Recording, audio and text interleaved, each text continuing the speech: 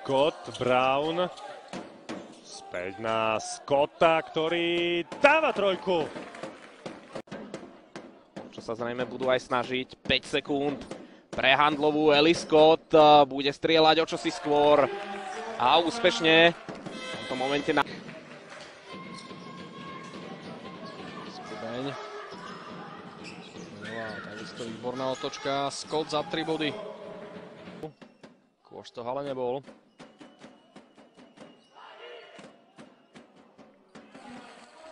Fyzicky náročný. Dáva loptu až za perimeter, znovu to skúšal Rožánek. Tomu sa ale nepodarilo skórovať a darí sa mu to až teraz za 2 sekúnd po svojej ďalšej obrane na záverečný útok prvého polčasu, ale takto ho budú dohrávať Lučenčania. Scott úspešný, naozaj fantastický prvý polčas. Basketbalistov z handlovej. Scott pôjde do toho a nakoniec miláčkov k výhre. A určite by chceli, aby Levice doma zvíťazili, ale proti tomu bude handlo. Znížiť ten náskok.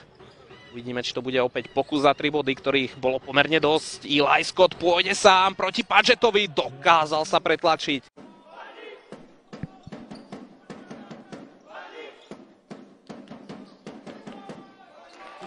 Ale pri...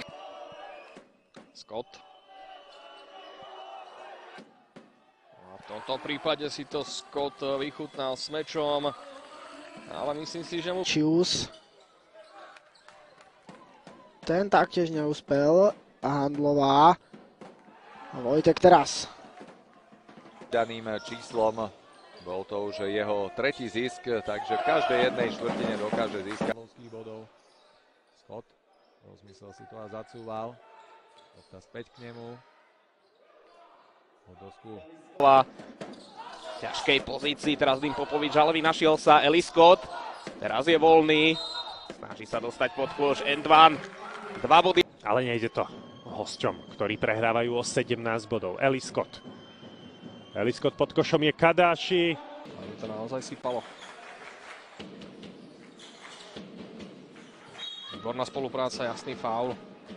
Handlovčania musia cítiť šancu.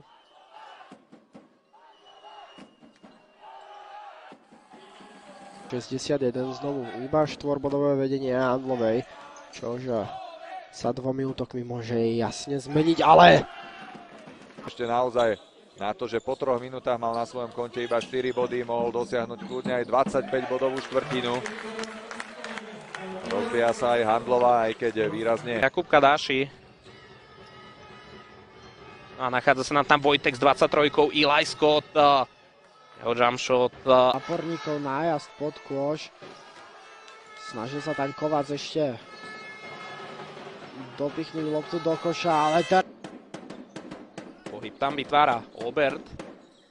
Eli Scott bol ale najbližšie a dokázal bodovať. Bodu na minútu a razom máte 10-bodovú minútovku. No a v tých viac na... Scott naznačil prihrávku a vydal sa smerom pod kôš. Nová ostáva v útoku. Scott Eli našiel Vojteka takto.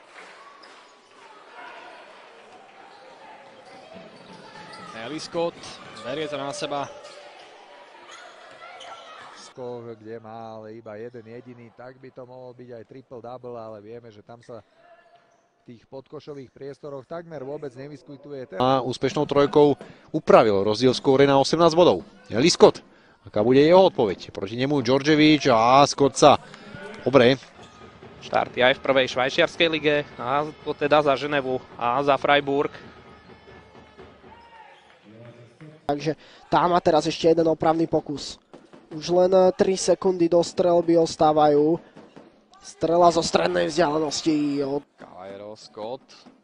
Výborná prihrávka do krídelného priestoru, ale jednoducho to tam nechce padnúť ani v štvrtej štvrtine.